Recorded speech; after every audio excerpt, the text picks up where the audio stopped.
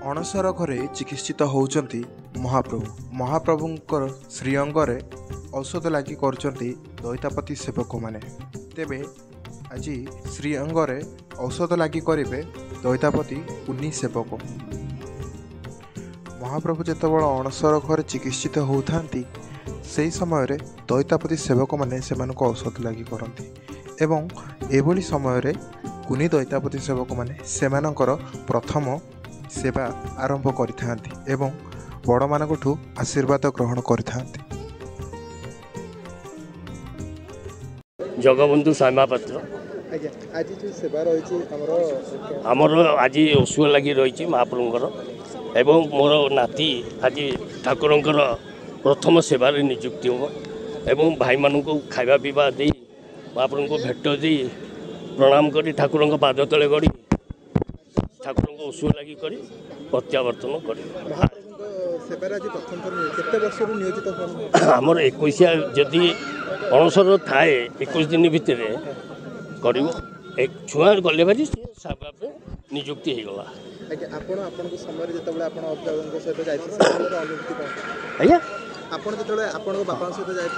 हाँ से बहुत अनुभूति थी से भी एते ये नाला बर्तमान एने जुग को चाहिए सब चली महाप्रभुंर आशीर्वाद से भले रखु जगन्नाथ दया सेवा से तेल लगी पर जमती आम फुल तेल लगी पर ओष लगी सेवा अच्छी सेमती आज सेवा स्टार्ट हम सी आज जाकि ओष लगी महाप्रभु कर सब छोट पिला आज ही प्रवेश करती। हाँ गत काली से आमर लगे तेल लगी जो होता महाप्रभु को यही मैंने सब जा महाप्रभु तेल मालिश करके आसते प्रभु को देहरे जेहेतु आप अभिभावक हिसाब से देखो एमू कि आम शिखे पारूनी कि आमू भी कहीं शिखे ना से मनु मन भितर बसी से प्रभु सहित सहित केमती लीला करती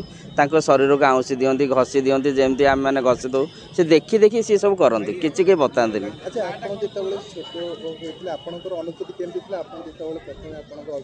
देखो जपरी तार एने बयस सी कौन कर कौन ना तार किसी मन न